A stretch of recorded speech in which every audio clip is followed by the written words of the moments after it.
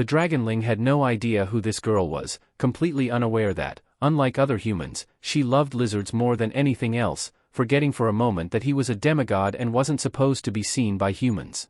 He casually told the girl to step aside so he could finish his task, but things didn't go as expected. The girl completely ignored him and fearlessly scooped up the little lizard in her hands as if he were a stuffed toy. The dragonling was totally caught off guard and struggled to wriggle free from her grip. Frustrated and feeling helpless, he snapped at her, giving an angry warning that he wasn't someone she could just mess with or be rude to. For a brief moment, he wished he had even a tiny bit of his magic left to launch a spell and escape. While the dragonling saw this girl as a nuisance, perhaps even an enemy, the girl didn't feel the same way. In fact, she found him absolutely fascinating. Despite his strange and unique appearance, she couldn't believe she was holding a talking lizard. To her, he was the cutest, most adorable thing she had ever seen, so much so that she instantly liked him even more than her own beloved pet, the one she had always cherished above everything else.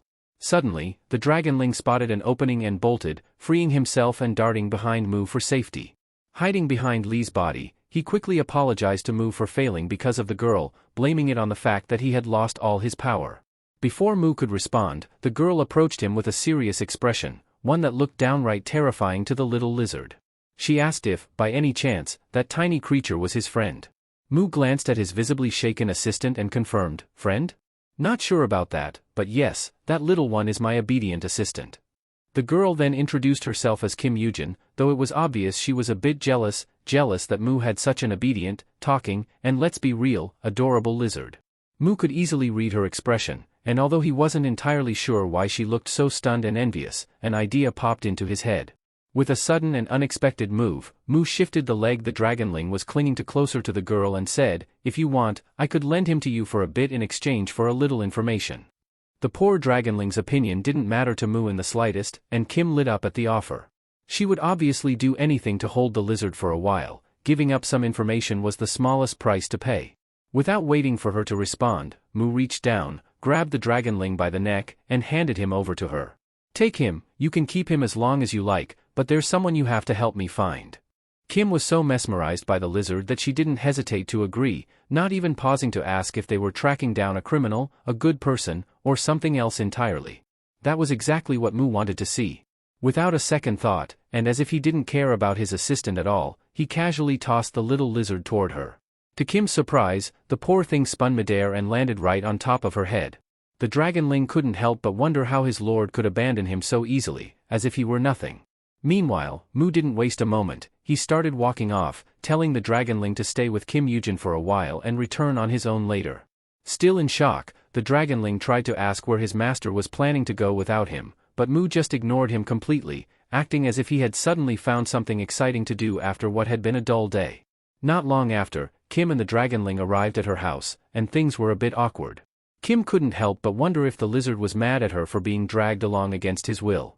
Truthfully, he wasn't thrilled about the situation, but since he couldn't defy his lord's orders, he sighed and introduced himself. After a moment, he stretched out his tiny hand and, trying to keep things professional, explained the situation to Kim. "As per my master's instructions," he said, "you'll be actively cooperating with me from now on." Kim was momentarily taken aback at the sight of a tiny lizard trying to boss her around. However, the way he acted and the fact that she could say or do whatever she wanted with him made her heart skip a beat for a second. Still, she didn't want to come off as rude, so she placed her fingers on the dragonling's tiny hand and gave it a little shake to show respect. As she did, she asked, "By your master, do you mean Li Ho?" The dragonling didn't respond, but his silence seemed to confirm her guess. Taking that as her answer, Kim nodded and said she was willing to cooperate with him if that was what he wanted. Then, with a proud grin, she announced, "By the way, I'm the president of my class." The dragonling blinked, completely confused. "What's a president?" he asked, tilting his little head. Seeing his puzzled reaction, Kim chuckled and explained, "It means I'm like the leader of my class, and besides that, I'm also ranked first in my grade." Hearing this, the dragonling's eyes widened in realization. "Ah, so that's why my master chose this girl, because she's an important person."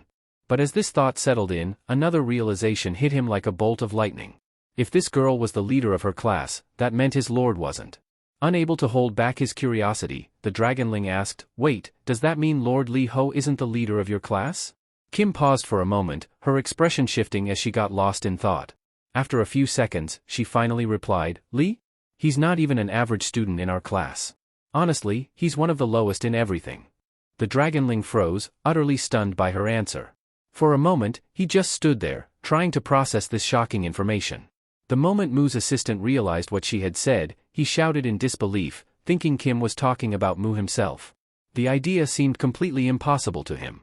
To clarify what he assumed was a misunderstanding, the tiny lizard, now sweating with discomfort and frustration, firmly declared that his master was the strongest being in the entire world, stronger than any god. Acting as if he were still in his terrifying dragon form, he began to boss Kim around again. He demanded that she do her absolute best to help his master become even stronger so he could finally get his revenge. Kim, on the other hand, was impressed by what she assumed was the little lizard's wild imagination and sweet talk about Lee. Amused, she agreed to help, but only on one condition: the dragonling should agree to visit her often if he wanted her assistance. The dragonling paused for a moment, considering her condition. In truth, he had already planned to use Kim as a human source to gather information about what was happening on Earth. Now, her condition was the perfect excuse to visit her more often and get the intel he needed. Without hesitation, he agreed to her terms, and the two of them struck a deal. As the most loyal servant who had sacrificed his life countless times for his lord, the dragonling was determined to do whatever it took to help his master reclaim the title of the strongest. Deep in his heart, he believed every move he made would bring his master closer to his rightful place at the top. Meanwhile, Mu, who was also focused on getting stronger, was busy with some intense, borderline crazy training using his newly strengthened body. Unlike before, when he struggled with even the simplest exercises, now he could handle everything with ease, as if it were no big deal. As the sun began to set, Mu decided he had done enough for the day. Jumping down from where he had been training, he glanced at his body, visibly satisfied with his newfound strength.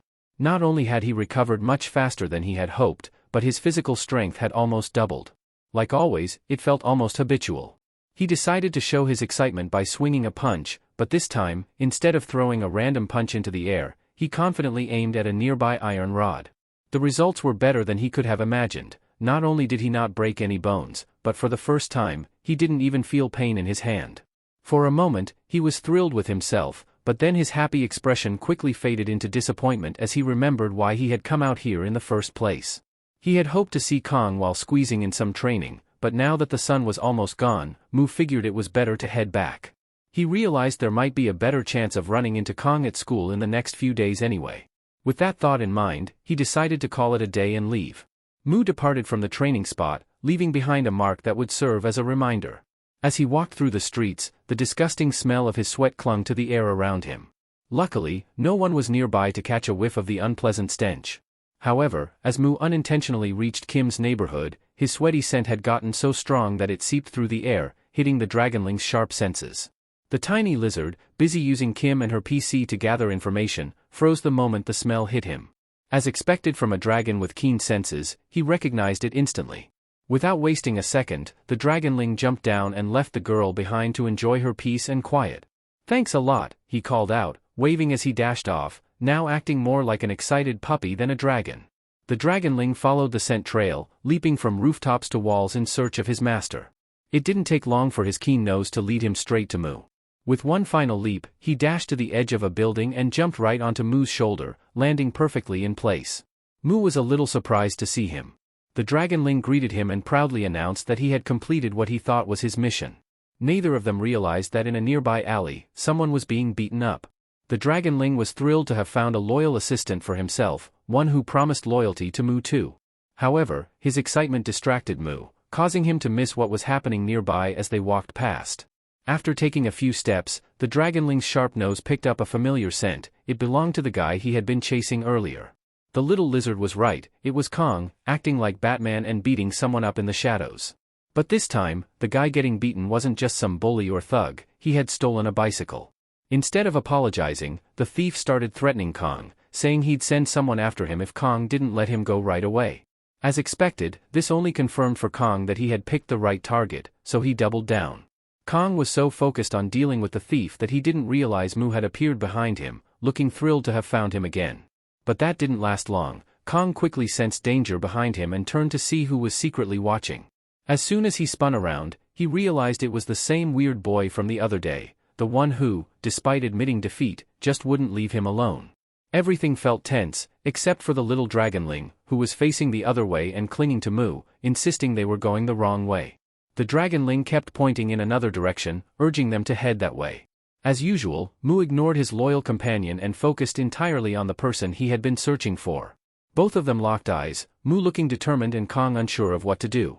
Mu began moving, taking slow, deliberate steps forward. Kong, on the other hand, tried to explain that there had been some kind of misunderstanding and that Mu shouldn't attack him like this. But Mu didn't care, he was unconcerned about the little lizard on his shoulder or what Kong was trying to say. Suddenly, he quickened his pace, making it clear he was ready to strike. Kong still showed no intention of fighting back, at least not until the very last moment.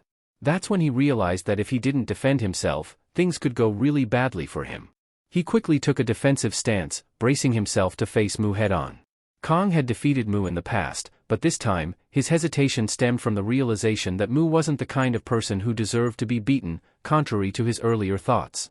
Mu, however, couldn't care less about Kang's feelings. With his fully recovered and stronger body, he felt confident and ready to face him again. Their clash seemed inevitable, Mu was determined to attack, and Kong was equally determined to defend himself. But surprisingly, nothing happened. Both of them froze in place, staring at each other without making a move.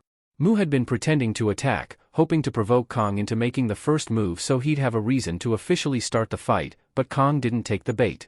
The boxer watching from the sidelines was shocked to see the wild-looking guy who had been chasing Kong suddenly stop, showing no intention of fighting in the middle of their standoff.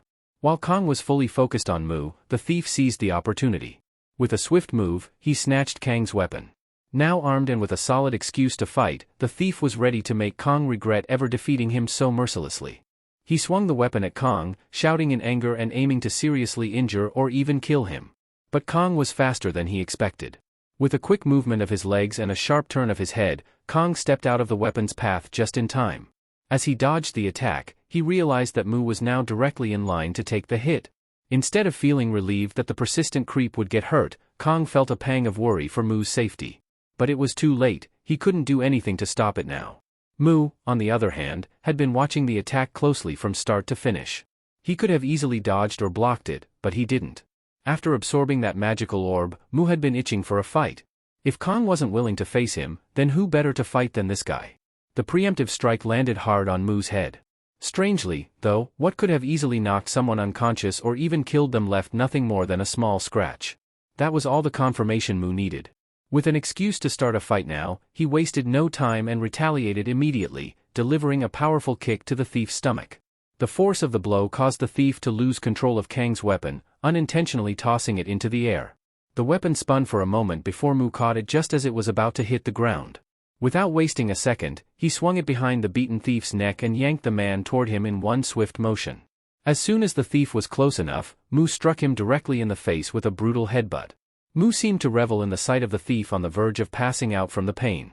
The man clutched his head with one hand, desperately trying to ease the agony, thinking Mu was finished after that strike. But it wasn't over, not by a long shot. Mu wasn't about to let this guy off the hook without delivering a proper beating. Like a punching bag, the thief endured hit after hit as Mu landed punches wherever and however he pleased. Sometimes, he even used Kang's weapon to make the punishment feel more satisfying. The relentless blows continued until the thief could no longer handle it. He collapsed to the ground, shaking from the unbearable pain, tears streaming down his face as he cried like a helpless child. Mu stood over him, feeling satisfied that he had taught this guy a lesson, never dare to attack anyone else again. However, that smug smile on his face quickly faded as he realized he didn't enjoy one-sided, boring fights like this. It wasn't fun or even a little challenging for him. Mu thought back to how he felt when he first arrived on Earth and fought Lee's bully or even that other guy, Hyung. Those battles were far better and much more interesting than this one. He made up his mind, the only person worthy of being his opponent right now was Kong, no one else. Just then, he remembered that he had come here solely to face Kong in the first place, not to deal with this ugly guy. He quickly turned to see where Kong was, but to his surprise, Kong had completely disappeared. It seemed that Kong had taken the opportunity to make a run for it while Mu was busy with the thief, eager to finish his anti-bullying mission. As Kong hurried away quickly and quietly, he couldn't help but wonder how Mu kept finding him no matter where he went. Little did Kong know that the crazy-looking guy who seemed to enjoy fighting so much was actually a god. Caught up in his escape and trying to shake Mu's excited face from his mind, Kong failed to notice the dragonling. The little lizard looked completely distracted, obsessed with something on the other side of the street. As Kong rushed past, he accidentally kicked the dragonling right in the rear, sending the poor creature flying forward. In such a hurry, Kong didn't even stop to check what or who he had just kicked out of his way. A little while later, Kong arrived home. He stepped inside, casually kicked off his shoes, and sent them flying across the room without bothering to use his hands. His mind was completely consumed with thoughts of Mu and that freaky, pumped-up face of his, always ready to fight anyone. Just then, his sister, who had been outside, walked in teasingly, shouting, "The prosecutor has arrived." Kang's 26-year-old sister, Hina, had decided to switch careers after that stalker case and become a prosecutor with the goal of bringing justice to cruel criminals. Kong and Hina shared the same purpose, but it seemed they had chosen very different paths to achieve it. With a playful shove, Hina pushed past Kong, grinning as she mocked him, saying, "How dare you block the path of a great prosecutor?" Clearly annoyed, like any other brother would be, Kong warned her about the consequences of making him use his powers. With that, everything settled down, and Hina headed to her room to change her clothes, but not before calling out to Kong, asking him to make ramen for both of them since there was nothing else to eat. As Kong stood there, he couldn't help but think about that wild day when his sister got injured. The way she was acting now, so lively and full of energy, made Kong wonder if she had truly moved on from that incident or if she was just pretending. It was something he couldn't figure out for himself, forgetting that day wasn't an option. The next day, while everyone else was peacefully heading to school, Mu was doing the same. However, instead of carrying a backpack or even a single book, he was only holding Kang's weapon, along with the dragonling perched on his shoulder. The poor little creature looked beaten and exhausted, muttering apologies for his failure the night before. As usual, Mu didn't pay much attention to what the dragonling was saying. Some students walking nearby, including Lee's bully, couldn't help but stare at the little dragonling, wondering if it was a Kodo dragon. But none of them dared to get close enough to find out. That's when something caught Mu's attention. It was Kim Yujin, the class president. As soon as she spotted her beloved talking lizard, her face lit up with excitement. She started jumping up and down, clearly thrilled to see her friend again. However, her happiness was short-lived as Mu quickly reminded her that it was time for her to help him with the favor he had asked for. That's when Kim remembered the deal she had made when she agreed to borrow the talking lizard. Mu himself didn't have much information to go on. He only knew that the person he was looking for wore some kind of mask and protective glasses. But that was enough for Kim to instantly realize who he was talking about. She told Mu that she had heard stories about a bully hunter, someone infamous for immediately pummeling anyone who acted like a bully. Unfortunately, Kim didn't have any detailed information about Kong beyond those common rumors, which left Mu feeling a bit disappointed. Still, he was confident they'd cross paths again soon, and next time he swore he wouldn't let Kong escape so easily. What Mu didn't realize, however, was that Kong, the very person he was thinking about, was already there, secretly approaching and observing him from behind. Kong didn't stop there. He leaned in closer, and to Mu and the dragonling's horror, whispered, "Stay in your seat after class. I'll come find you." With that, Kong withdrew his weapon, casually walked past Mu, and continued on his way. Mu hadn't expected to face Kong so soon. It was so sudden that just hearing Kang's voice sent shivers down his spine. Still, despite all his planning to confront Kong, Mu let him go without complaint. Watching how Kong and Lee interacted, Kim couldn't help but wonder if they were friends or if there was something between them that she didn't know about. Gathering her courage, she asked Lee, "Who's that guy, anyway?" Meanwhile, as Mu stood there anticipating his encounter with Kong after class, he watched how Kong got away with just one word in response to Kim Yujin's question, "Bully hunter." From that moment until the end of class, Mu's hopeful and excited expression didn't fade. The idea of finally facing someone worthy of his time made him feel both nervous and excited. To calm himself, Mu kept repeating that he could wait as long as it took if it meant having a real fight. But it was all just an act. His eager face masked the chaotic thoughts in his mind. In reality, he was on edge, so nervous that his right leg wouldn't stop shaking, a clear sign that despite his outward confidence, he was struggling to maintain control. At the same time, the situation couldn't have been worse for the dragonling, who had chosen that very leg to hide under Mu's pant leg and rest during class. Now, he had been dealing with what felt like an endless earthquake since the morning. Finally, the long school day for both the dragonling and his master came to an end. The students, except for the night study group, were free to leave. Without wasting a moment, Mu quickly found the class president, Kim Yujin, and handed over his little assistant, who was clearly feeling nauseous. He told her he had something urgent to take care of. Without hesitation, Kim eagerly accepted the dragonling, almost as if it was the best thing that could have happened to her. She picked up the little lizard and started walking toward the exit, blissfully unaware that if she squeezed him a bit too hard, she'd have to deal with him throwing up right then and there. Without asking any questions or doing anything else, she happily left the classroom. As soon as she was gone, leaving only Mu behind, a hand suddenly appeared from the other side of the room. Of course, it was Kong, who jumped out to make his presence known. The long-awaited moment had finally arrived for Mu, and he realized the time for the fight had come. Kong didn't waste any time. He stepped into the classroom, shut the door behind him, and reached into the depths of his backpack. With a calm yet deliberate motion, he pulled out his training gloves and slipped them on. Mu was a little surprised, wondering if Kong was planning to do the same thing he had done before, using his belt to wrap around his hand for protection and better performance.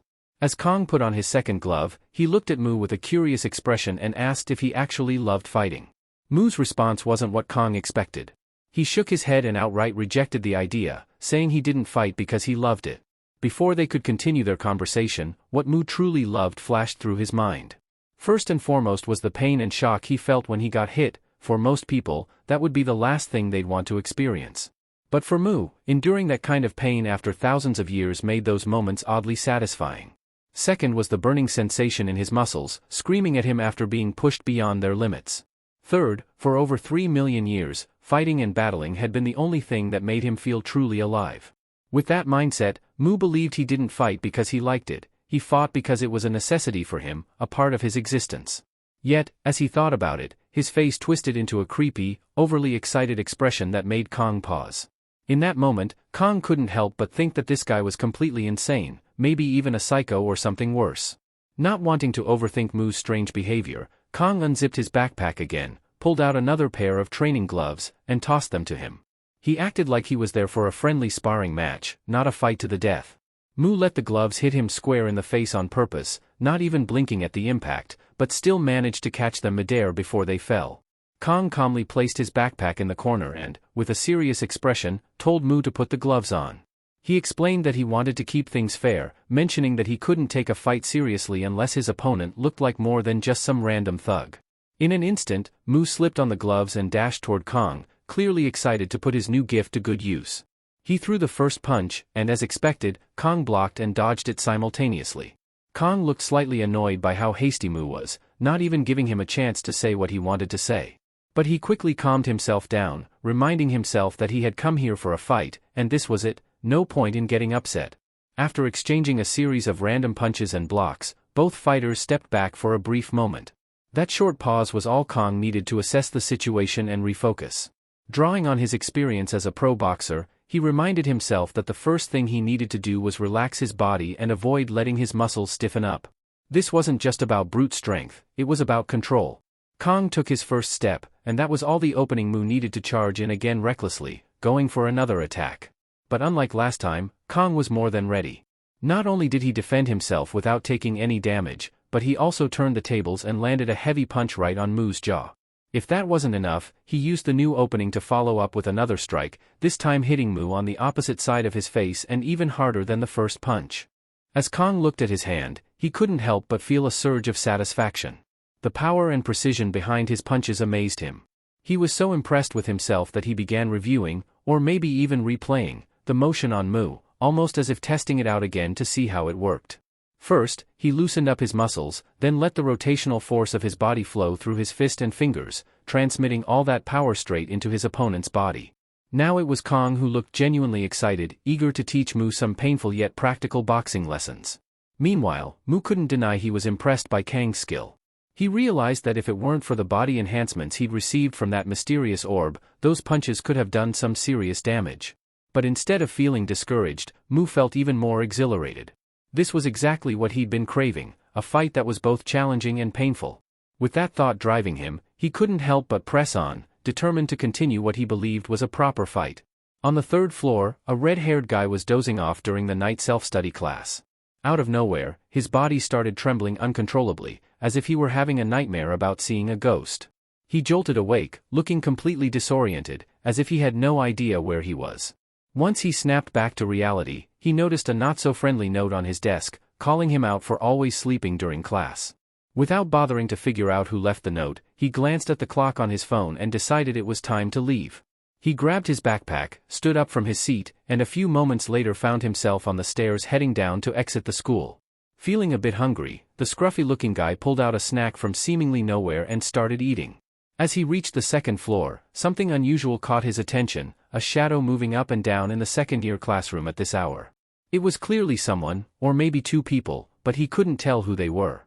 That shadow, of course, belonged to Mu and Kong, who were still locked in their fierce fight.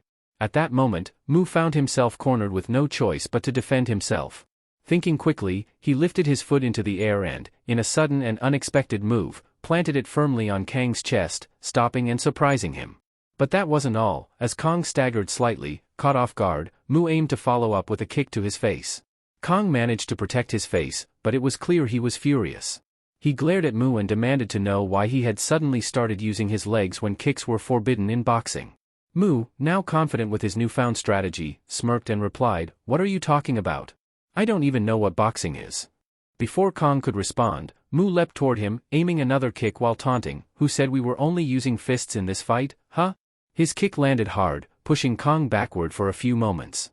Kong was visibly struggling, and a part of him even started to believe Mu's words.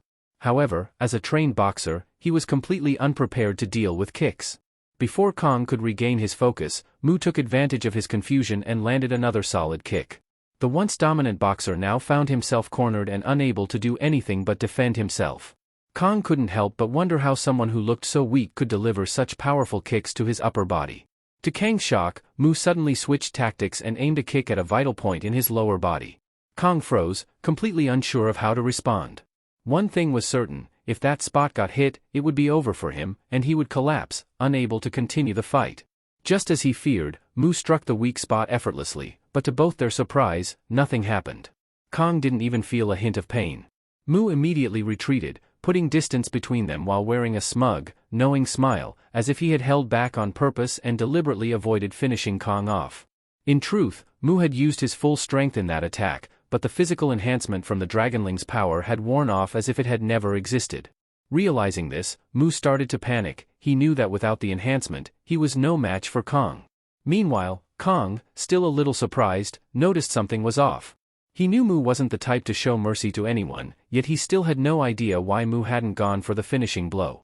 Then, as if struck by divine insight, Kong smirked and mockingly said, "Don't tell me you suddenly lost your power." Kong had no clue that his random, ridiculous guess about Mu was actually spot on. To him, the only explanation was that Mu was simply exhausted and worn out. He had no idea about the orb or the Dragonling's buff. Mu, on the other hand, said nothing and continued to pretend everything was fine, as if Kong were completely off base. But that didn't change Kang's mind. He had already pieced together the situation in his head, which was enough to make him burst out laughing. After their intense fight, Mu looked like he had no idea how to keep going in this chaotic battle. Meanwhile, the red-haired guy standing behind the classroom door was watching them. The sight of two awkward-looking people trying to fight each other while laughing like it was some comedy show wasn't exactly entertaining for him. In fact, it was so annoying that he decided to leave rather than waste any more time on their silly fight.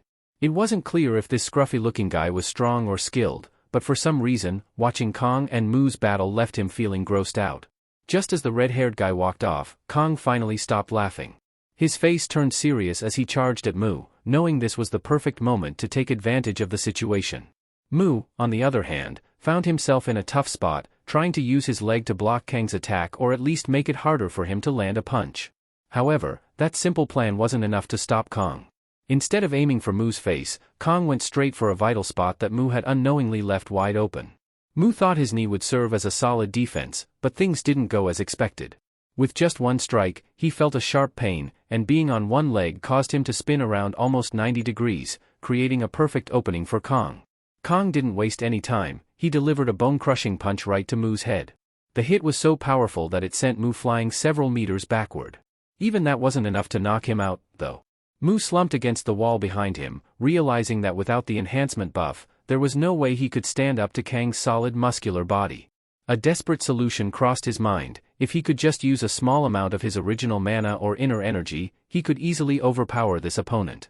However, having already tried and failed to use his mana several times, that idea didn't seem very reliable right now. Still, Mu decided to take a chance, as even the smallest shot at doing the impossible was better than nothing. He pushed himself up to his feet, gathered his courage, and focused as hard as he could to summon even a tiny bit of magic into his fist before attacking. Putting all his trust in that slim hope, he confidently launched himself at Kong, now relying on his non-existent magic. But Kong, treating it like nothing more than a child's punch, easily caught Mu's fist midair before it could land. Seeing an opportunity to mock Mu again, Kong teased him with a smug grin that, while lively, still lacked any real excitement or effort. Then, out of nowhere, Kong suddenly felt something strange, like energy or a weird sensation passing through his body. It caught him so off guard that he instinctively turned his head to look behind him, trying to figure out what it was. That momentary distraction was all Mu needed. He didn't hesitate for a second and took full advantage of Kang's lowered guard, throwing another punch straight at his face.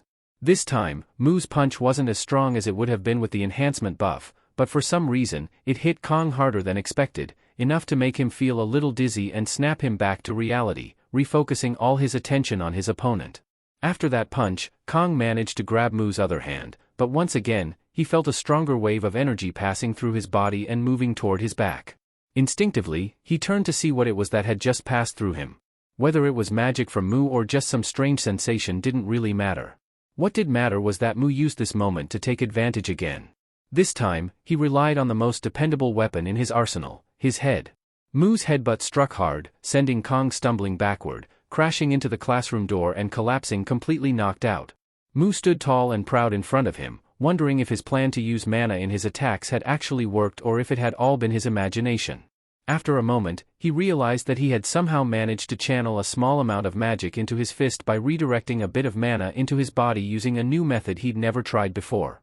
Yet, honestly, the thrill of being able to use magic wasn't nearly as exciting as the thought of what he wanted to do next. Now looking like a caveman who hadn't eaten in a year and had just found a feast, was unaware as Mu approached his unconscious face. Mu wasn't planning anything too crazy, he was just eager to leave his mark on him in his own way. However, at the very last moment, fate intervened and somehow woke Kong up, allowing him to save his ear for another day. As soon as Kong came to his senses, he realized Mu was about to mark him like his other unfortunate victims. But that wasn't something Kong, a champion boxer, was going to let happen easily. He quickly shoved Mu away and got to his feet, still feeling dizzy but determined to stop him. Kong immediately admitted that he had underestimated Mu and accepted his loss, but he wasn't going to let Mu rip his ear off. He wanted to say something, probably about the strange sensation he'd felt earlier before getting knocked out, but the pounding pain in his nose and his spinning head made it impossible to form a coherent thought. So instead of explaining, he made a quick excuse and decided to leave, thinking it was best to get as far away from Mu as quickly as possible. Watching Kong walk away, Mu couldn't help but feel disappointed. He had really looked forward to adding Kong to his list of playthings, but it was clearly not going to happen today. Meanwhile, at Kim Yujin's house, the little dragonling struggled under the weight of a bag that looked to be twice his size. It was so heavy that he was already sweating before he even started moving.